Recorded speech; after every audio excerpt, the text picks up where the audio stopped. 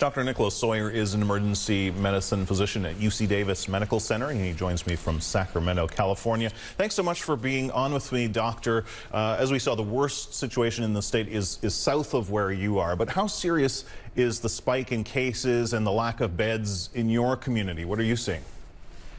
So, yeah, we are certainly seeing a large spike in cases. Every day I go to work, we're seeing more and more cases than we've seen before. It's rapidly accelerating at a pace that's pretty surprising, but fortunately, we're not yet at the point where they are down in Los Angeles and also in the San Joaquin region. Yeah, I mean, we've seen they're running out of beds. They've had to set up stations outside for people and so on. So you're not there yet, but still having to deal with so many sick people and some of the COVID patients you're dealing with, the serious ones, they have to be intubated. Now we read about that, we hear about it, but it's sort of, for us it's abstract. Most of us, luckily don't know what that's like. So I saw you posted a video on Twitter showing exactly how it's done. So I want to play a clip from it. So let's go ahead and intubate. The first thing I do is insert the blade into the patient's mouth.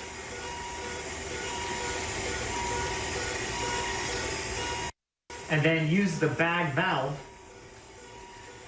to breathe for them. This patient is currently paralyzed and will be put on a ventilator for who knows how long.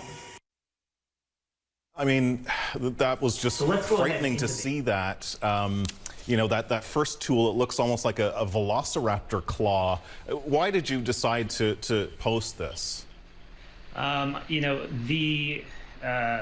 What we do in the emergency department and in our ICUs is very specific and highly technical maneuvers, and a lot of it is going unseen. And I think that's one of the biggest problems with this pandemic, is that people don't see the suffering. I volunteered to go out to Elmhurst Hospital in April, and one of the issues that I saw there was that because patients' families weren't allowed on the coronavirus wards, they had to say goodbye to their families over FaceTime. So what I'm trying to do is get across to the public what it's like when you get sick with coronavirus or critically ill, and the things that you or a loved one may have to go through. Yeah, I mean, a lot of people think, well, it's just kind of like the cold and so on and so forth. Clearly, having to go through that would be, horrific. On a much more hopeful note, you were among the thousands of frontline workers who got the vaccine this week. So first off, how are you doing, and how's the rollout going? And when might we actually see this make a dent in the pandemic? Yeah, so I'm very fortunate to have received the vaccine on Tuesday. My arm was sore for one day, and aside from that, I had no other side effects. At UC Davis Health, we vaccinated about 3,000 people already, and we're hoping to get up to another 1,000 next week. And where this is we have to recognize that although we're rolling out the vaccines, it's sort of bittersweet.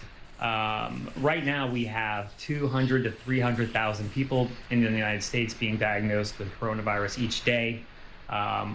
In the last couple days ago, we saw 3,565 deaths in one day. And so the vaccine is ultimately going to be the thing that fixes this problem. But at the same time, we can't forget the public health measures that will help us get through this winter.